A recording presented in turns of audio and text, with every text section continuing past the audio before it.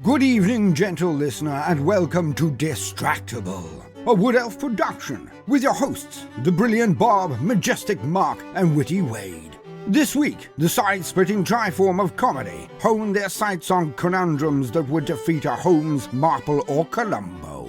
For today, they discuss the perfect crime. Please prepare thy deer hunter hats and enjoy the show.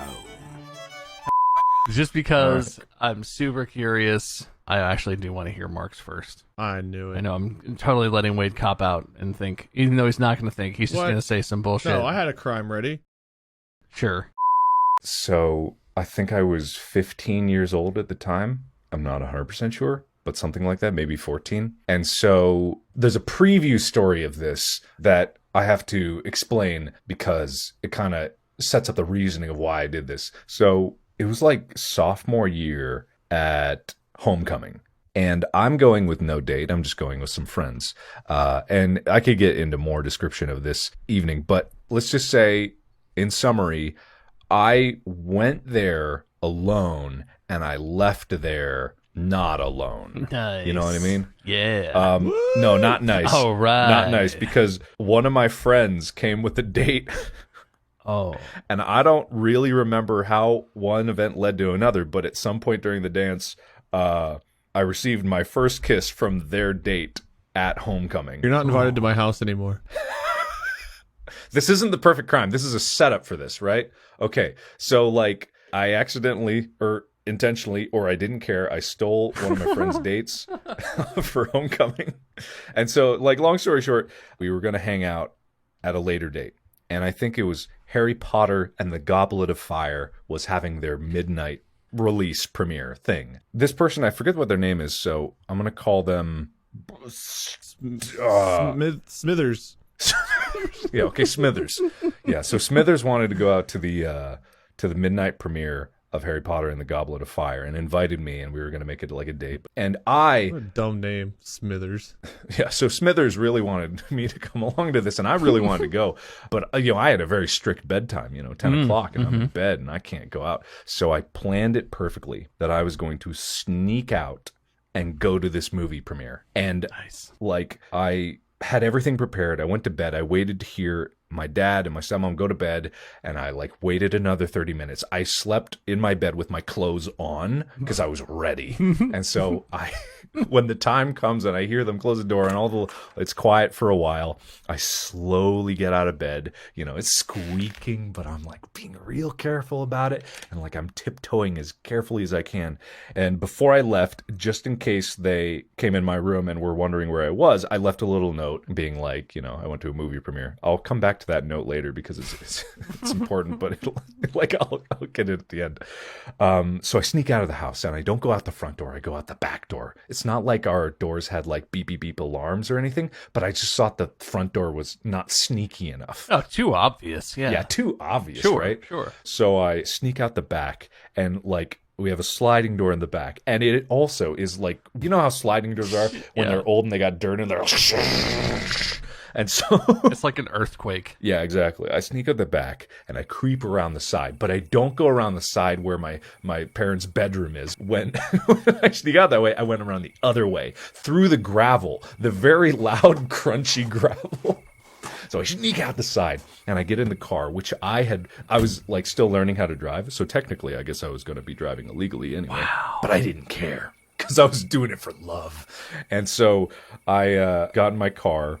And for some reason, my dumbass, didn't put it in neutral and roll it out of the driveway. No, I just turned that baby on in the driveway, and then I flipped the lights for some reason, just blasting the house with lights. I'm like, oh shit! And I waited a few minutes in the car, I was waiting for the comical light in my parents' bedroom to turn on. Then I roll the car out of the driveway and I drive to the movie theater. So I get to the movie theater. And there's no line or nothing. And I don't think I had a cell phone at this point, so I couldn't text them and say, hey, I'm here. Which theater are you in? And so what I did was I got a ticket because it was yeah, I'll take a ticket because it doesn't matter. You just get a ticket and you go in. And so I didn't know where they were. So what I did was I poked my head in every single one of the theaters, leaned over and just kind of scanned the crowd for a bit. And like people were like looking at me all shifty, like, what the fuck is going on with this guy? And I'm like, oh, where are you, Smithers? Where are you? And so not that theater, so I go over to the next theater. What a dumb name. And I'm catching like snippets of Harry Potter as I go into like the rooms at one at a time. And I go into every single movie theater and I could not find Smithers no matter how hard I looked. And at that point, it got so far into the movie that I was just like, man, I'm missing out on the movie. So I just went into a random ass theater and just sat in one of the handicap seats and I was like, I might as well watch it. I'm here. So I watched the movie, didn't find him. I waited outside when everyone was filing out of the movie theater and I couldn't find them. Smithers was nowhere to be seen. So I go back into my car and I'm like scanning around and I wait until everyone leaves the parking lot. I'm like, oh God, they're not here. I'm all alone.